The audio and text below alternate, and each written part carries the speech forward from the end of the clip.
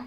ബഹുമാനപ്പെട്ട അധ്യാപകരെ, എൻ്റെ പ്രിയ കൂട്ടുകാരെ, ഞാനിവിടെ പറയാൻ പോകുന്നത് അമ്മയെക്കുറിച്ചാണ്.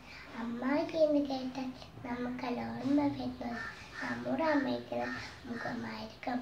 പുലർച്ചെ പൊന്നുമ്മ നൽകി ഉണർത്തുന്ന എൻ്റെ അമ്മ എന്നെ പല്ല് തേപ്പിക്കുന്നു, കുളിപ്പിക്കുന്നു, ഭക്ഷണം കഴിപ്പിക്കുന്നു, പാട്ട് പാടുന്നു, ശേഖരത്തിൻ്റെ പുഞ്ചിരി പകർന്നു നൽകുന്നു.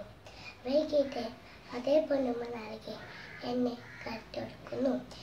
ഇതേപോലെ തന്നെയാവും നിങ്ങളുടെ അമ്മനെ മനസ്സിലാക്കുന്നു.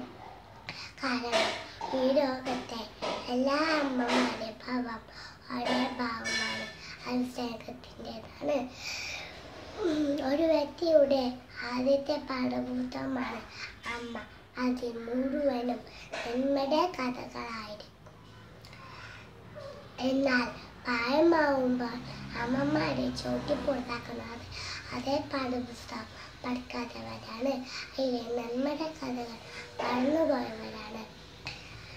കൂട്ടുകാരെ, നമ്മുടെ അമ്മമ്മ ജീവിക്കേണ്ടത് നമ്മുടെ വീട്ടിലാണ്, അല്ലാതെ വിദേശ സ്ഥലത്തിലല്ല. നമ്മുടെ അമ്മമാർക്ക് ഭഗവാൻ കഴിയട്ടെ എന്ന് പ്രാർത്ഥനയോടെ ഞാൻ നിർത്തുന്നു. Thank you.